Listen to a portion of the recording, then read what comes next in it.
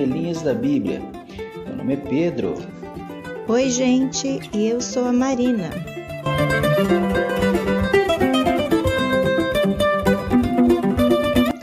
Vamos começar a nossa reflexão de hoje fazendo a leitura de uma metáfora ou parábola contada por Jesus aos seus discípulos. Ela está em Mateus, capítulo 5, versículos de 13 a 16. Vocês são o sal para a humanidade, mas se o sal perde o gosto, deixa de ser sal, não serve para mais nada. É jogado fora e pisado pelas pessoas que passam. Vocês são luz para o mundo. Não se pode esconder uma cidade construída sobre um monte. Ninguém acende uma lâmpada e a coloca debaixo da cama. Ela é acesa para iluminar todos que estão na casa. Assim também, a luz de vocês deve brilhar, para que outros vejam as coisas boas que fazem e louvem o Pai de vocês que está no céu.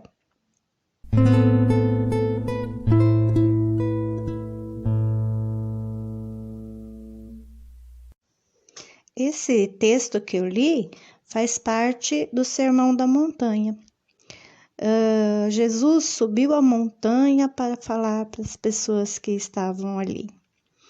Da mesma forma que Moisés também, quando recebeu a lei e subiu a montanha do Sinai, agora Jesus também é como se ele se apresentasse como um novo Moisés, proclamando em cima da montanha a vontade de Deus, que leva à libertação do homem, assim como Moisés também estava levando a libertação para o povo que estava exilado.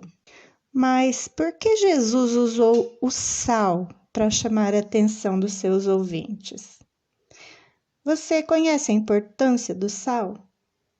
Acredito que sim, né? Porque a comida sem sal é muito sem graça. Mas o Pedro vai explicar um pouco mais sobre o sal para a gente, né, Pedro? Isso. Bom, sal é uma palavra que vem do grego, halos, que significa pó que vem do mar.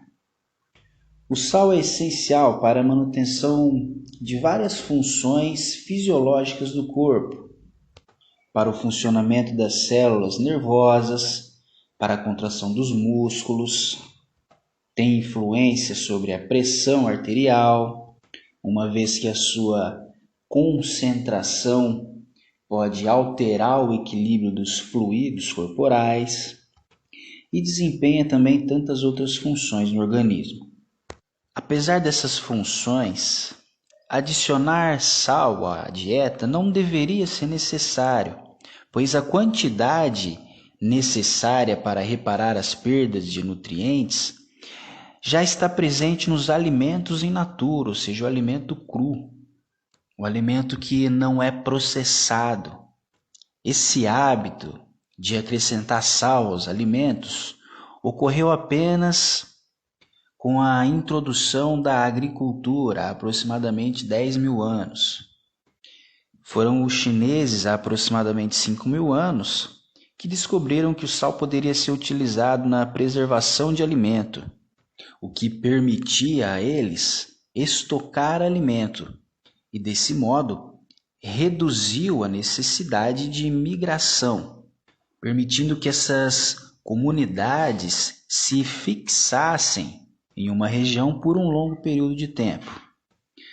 Além disso, a nossa língua é altamente sensível ao sódio, o que nos dá a sensação do gosto.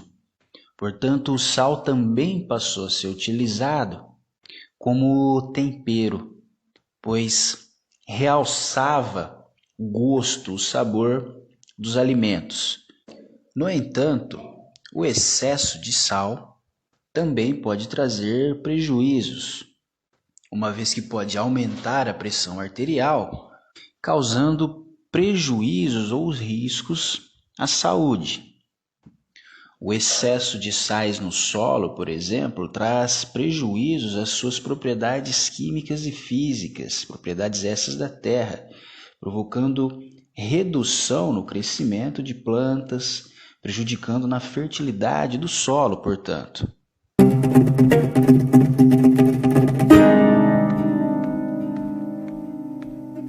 Então, para a nossa reflexão de hoje, é importante ressaltar que o sal tem essa finalidade. O sal impede a deterioração, o sal preserva. Então, quando Jesus fala, vocês são o sal da terra, muito provavelmente ele está utilizando com essa conotação de preservação, preservação da vida. E como se preserva a vida? Combatendo as injustiças essas que vêm da opressão, que gera pobreza, fome, a desigualdade, medo, fragilidade. Aqui nós poderíamos elencar uma série de adjetivos.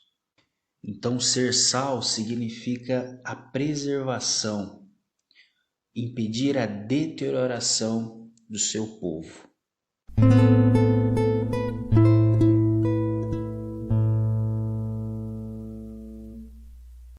Então, bem importante retomar a importância desse sal e dessa luz para a vida da gente, né? Além do sabor, ainda a gente pode verificar o uso na nossa vida do sal para poder fazer limpezas, para poder purificar as coisas, para conservar os alimentos, né? Até lembrando agora da carne de sal, né? Só de colocar o sal na carne e colocar ela lá para secar, ela vai conservar por muito tempo. A luz, então, eu me lembro quando era criança do uso da lamparina e da vela, como era importante ter isso em casa. Quando não tinha, quando estava acabando o querosene da lamparina, a gente se preocupava muito, né? Porque era muito importante, senão ia virar aquela escuridão, aquela tristeza e aquela angústia. Hoje, da mesma forma, a luz a gente tem ela em todo lugar, né? Até nos celulares, na TV, ligou, tá ali a luz e a gente utiliza o tempo todo na vida, né? Então, para as pessoas daí transportarem isso para a nossa questão religiosa, o texto nos ajuda a pensar nisso também. Porque quando Jesus frisa para os seus discípulos que eles são sal para a humanidade, ele quer realçar o sentido da presença do cristão na sociedade, no sentido de purificar, evitando os males, as injustiças que estão por aí, e também de preservar os valores que a gente recebe, que a gente aprende, como algo positivo que deve ter uma influência na sociedade. O modo de implantar o reino de Deus aqui e agora é a solidariedade, é a gente transmitir aquilo que a gente aprendeu e que a gente gostaria que as pessoas vivessem, com a paz, com o amor, com justiça para todos e direitos iguais. Da mesma forma, a gente não deve ser luz para nós mesmos, para nos iluminar, para que a gente brilhe, mas para iluminar a vida dos outros, daqueles que precisam ter esperança, aqueles que passam por dificuldades, da pobreza, da miséria, da falta de condições de trabalho digno e que muitas vezes precisam do nosso apoio material, sim, mas muitas vezes não é isso. É o nosso apoio espiritual, é a nossa presença, é a nossa luz para um caminho que eles estão buscando. Jesus não ensinou a gente a fazer coisas boas para que as outras pessoas vejam. Ao contrário, ele quer que a gente testemunhe a proposta dele.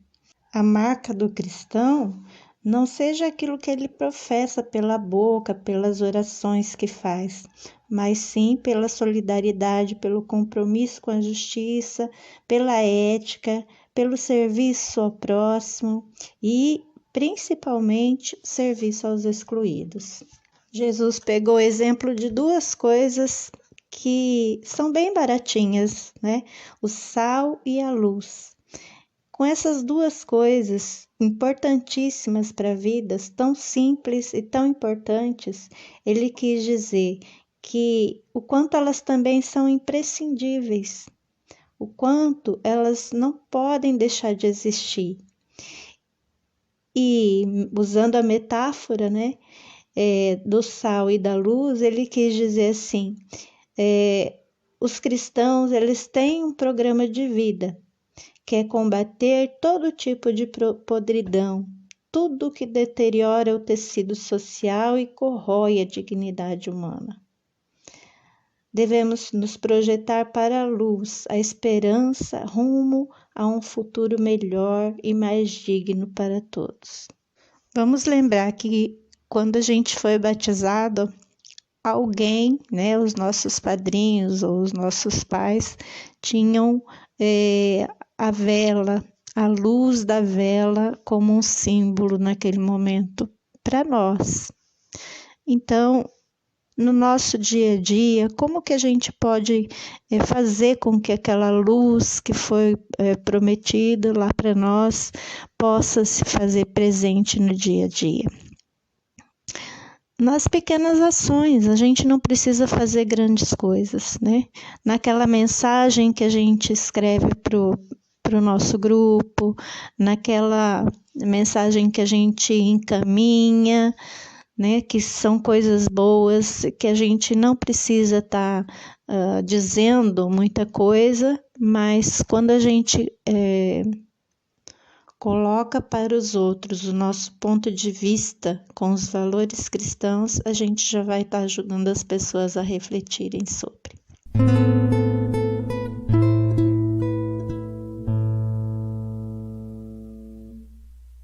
Bom, gente, é isso. Obrigada por estarem conosco mais uma vez. Se você gostou, compartilhe para que outras pessoas também possam ouvir e refletir um pouquinho sobre o sal e a luz que todos podemos ser nessa sociedade que precisa tanto. Um grande abraço, até o próximo programa.